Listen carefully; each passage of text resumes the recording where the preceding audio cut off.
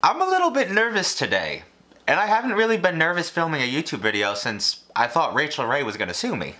The other day, I threw up a poll on my Instagram story. You guys chose Binging with Babish's Nashville Hot Chicken, and upon rewatching it, it kinda hit me that a ton of great YouTube food channels have done variations of this. Needless to say, I have never done not one, not two, but 4 different versions of the same recipe. Today, I am putting up the heavyweights, Binging with Babish, BuzzFeed Tasty, Joshua Weissman, and Sam the Cooking Guy against each other to see which chef comes out on top. If you did just happen to find your way here from one of said channels, hello, my name is David, I'm a very average home cook, but I try hard. I already have my guess for who I think is gonna come out in first place today. Leave your guess down in the comments below, and let's get right into this one. Alright, we have a very long day of chicken frying ahead of us, but I feel like it's only right to start with the reason we're here doing this in the first place, Andrew Ray, aka Binging with Babish's recipe. And before I even compiled any ingredients, I wanted to get my chicken dry brining in the fridge overnight. This is as simple as breaking out your chicken and loading it up with salt and pepper. Do not be afraid to be very generous here because a lot of this is actually going to drip off as the chicken releases juices in the fridge. The following day though, I did grab my whole milk and Louisiana hot sauce, some bread and butter pickles and garlic powder, kosher salt and brown sugar, black pepper and flour, some plain old white bread and some paprika, cayenne pepper, a couple of eggs, and our chicken. Now as we go through all of these, I'm sure you will find that most of the procedure and the ingredients are pretty similar. It's really just going to be interesting for me, and hopefully for all of you, to dial in on those minor details where each recipe is different and see which variations are best. For all we know, by the end of this, we could come up with like a Frankenstein version of all these recipes with the best of each one. I finished throwing together both my wet and dry ingredients that I'm going to dredge my chicken in. This is mostly made up of the hot sauce and whole milk, the eggs, and the flour and salt. I'd say one of the most unique parts of Babish's version is the fact that he does a 50-50 split of regular old vegetable oil and vegetable shortening or lard. I'm not entirely sure what the benefits of doing this are, as opposed to 100% vegetable or some different kind of oil.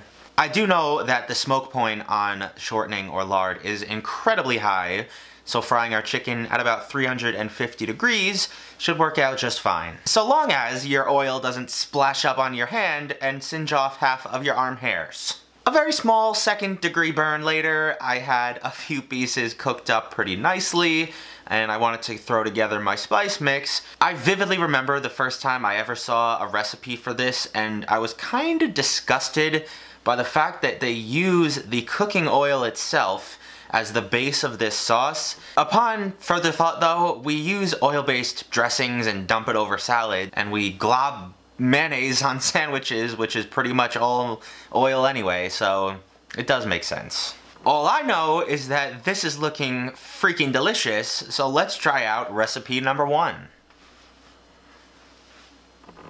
And the tasting portion begins with Mr. Babish himself. I'm a little intimidated by this, you know, if any one of these 4 creators watches this, like, I don't want to rank on their food. Let me not, stab my eye out with a toothpick. Man, fried chicken is just so good. It's so unfair with how unhealthy it is, but I could eat it every single day. I'm pretty sure you're not supposed to eat it with the bread. I think it's more for presentation, or you just eat it kind of separately back and forth. Yeah, this is just great. I mean, it's cooked really well. The flavor is good. I do have to say, it's not as spicy as I was expecting. With how much chili powder I dumped into this, I kind of expected to be knocked on my butt a little bit and like be coughing. But it's not too bad. It's not that overbearing. I think we started at a really good middle point. I don't want to score them or anything. I'll just rank them 1 through 4. So we'll see you in the next one. Up second today is the old faithful pal of the channel, Tasty. They usually come through with easily attainable dishes. I'm just interested to see how they stack up against some of these pros. So I grabbed some sunflower oil and plain breadcrumbs, kosher salt and whole milk, flour, chicken breasts, chili powder, cayenne pepper, paprika, bread and butter pickles, garlic powder, some potato rolls, eggs, and some brown sugar. We're only on the second recipe, and we're beginning to see some huge differences in the preparation of these. Mainly the fact that we're using boneless, skinless chicken breasts. I thought it was kind of a sin to make Nashville hot chicken without a bone in it. But honestly, I can get on board, especially because we're putting this on a potato roll, so it'll end up more like a sandwich than like a fork and knife meal. I just want to see how the Nashvillians, what do you call yourselves? How the people native to Nashville react when they see these variations. Because I know with some other cuisines, stuff like this doesn't fly too well. I'm looking at you, my French and Italian friends. But anyways, this is the only recipe that uses chicken breasts. It's the only one that uses breadcrumbs instead of flour. It uses a lot more eggs than the other ones. So this is probably the most unique version we're gonna have today. You might also have noticed that I could not help myself but to chop these mammoth chicken breasts in half. They would have looked really dumb on a tiny little potato roll. So I think this will make a much more functional sandwich. Not to mention, I think these were bigger than the ones they used in the video anyways. Those get fried off at 340 degrees for a couple minutes on each side, and then I whipped up the spice mix for this using the cold sunflower oil instead of the hot cooking oil, and then brushing it on all of our chicken pieces once again. With that, recipe number 2 is complete. Let's start ranking these and angering some YouTube viewers. I'm sure this one will get an interesting response by you guys in the comments. It is not traditional whatsoever. It looks like a completely different dish than the last one we just ate. But you can't say it looks bad. It looks nice and crispy and appetizing. I might have to unhinge the jaw for this one.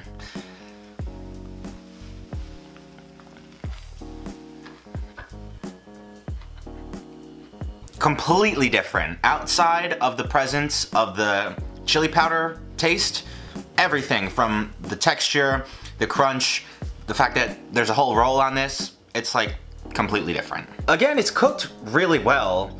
It's just not as like popping in flavor as Babish is. I will admit, more often than not, I'd probably order something like this just so I can eat it kind of like carefree and not have to eat around bones and stuff. But for right now, this is definitely number 2. Babish remains on top for now. In the third position today is another returnee to the channel, Joshua Weissman. I have just recently made one of his burger recipes and it was amazing. And almost exactly like Babish's, we have to dry brine these in the fridge overnight. The only difference, the one I'm very excited about, is the fact that these get MSG as well. If you are afraid of MSG, don't be. There's nothing wrong with it. It's in fact delicious, and you should start using it in your cooking. Besides that though, for Joshua's rendition, I grabbed some buttermilk and pickles, some more of that crystal hot sauce and kosher salt, flour, our chicken, cayenne pepper and eggs, smoked paprika, garlic powder, and brown sugar. I'm a little bit scared in saying this, but based on my knowledge, I'm gonna say it anyway. I think this recipe is the closest to a very traditional, classic Nashville hot chicken. Outside of the MSG, of course, but besides that, everything from the cuts of the chicken, to our flour mixture, to our wet batter, everything seems very standard and pretty much normal with this. Including the pot of oil that he uses to cook these in. Obviously every recipe has small differences in like oil temperature and cooking time. If you want to check out any of the recipes that I have remade today, they will of course all be down in the description for you. Complete side note, when the hell did oil get so expensive? I feel like I spent over like 50 bucks on oil products for this video, Either I've never been paying attention, or it got randomly expensive. I fried all my chicken to a delicious, crispy, golden brown. I plated a piece up on some more of that white bread and a pickle, and now it is time to give this one a shot as well. And here at Big Bad number 3, Joshua Weissman's, this one probably looks most similar to the original version I was going for, and it smells just as good as the other two. Biggest observation here is that the oil spice mix seemed much more concentrated than the other two, so maybe it'll finally give me that, like, punch in the face I've been looking for.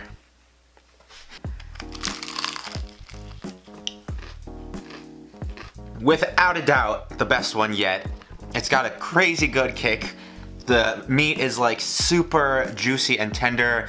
That could be because this piece is a thigh versus the like quartered leg I use for Babish's, but man, is this good. Oh my god. Between the flavor and juiciness of this and this sound, Babish or Tasty, if you are watching this, I'm very sorry, but right now, it's going Joshua, Babish, Tasty, in that order. Last but certainly not least is the homie, Sam the cooking guy. I feel like he is the most underrated chef here on YouTube. If you've never watched him before, please go do it. For his recipe, I collected some flour, salt, and pepper, pickles and garlic powder, buttermilk, some boneless, skinless chicken thighs, crushed red pepper flakes, paprika, some biscuits, and some Crystal hot sauce. Yes, people, you saw correctly. Not only is this recipe gonna end up on a biscuit as a sandwich, but we're also using boneless, skinless chicken thighs, which is actually kind of genius because this is the go-to, the gold medal standard for any fried chicken sandwich. So if you're gonna make this recipe into a full-blown sandwich anyway, you should probably be using this. It's also evident that both the flour and the wet batter here get the most stuff involved in it. Nobody else really seasons their flour to this extent, but I'm excited to see how it ends up. Hopefully by now you guys know the drill. I quickly threw together my fourth and final oily, spicy mix. I feel like I might as well just like pour this up in a pint glass and drink it by now. And ladies and gentlemen, we have our biscuit, we have our deliciously crispy chicken, we've got our pickles, and now it is time to give the fourth and final recipe today a try.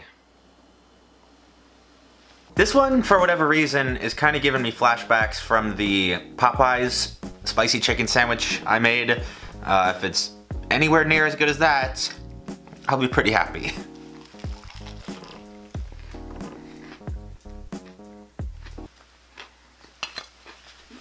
Shut it down, get it out, goodbye, see you later. You get the benefits of it being a thigh with how juicy and tender it is. You don't have to worry about breaking a tooth on a chicken bone, but the fact that every single component, down to the batter, the dredge, was so heavily seasoned, it comes through that much more in the final product. And who doesn't love a biscuit? This is hard, man. I'm so scared viewers from all those channels are gonna find their way here.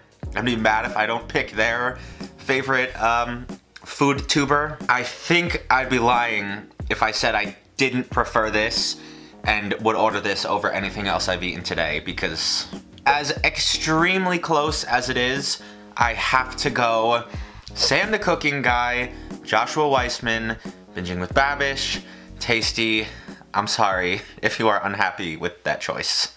I hope you guys enjoyed today's video. If you did, leave me a big old like. Let me know what you want to see next down in the comments or over on Instagram and Twitter. Other than that, have a fantastic weekend. I will see you right back here next time. Peace.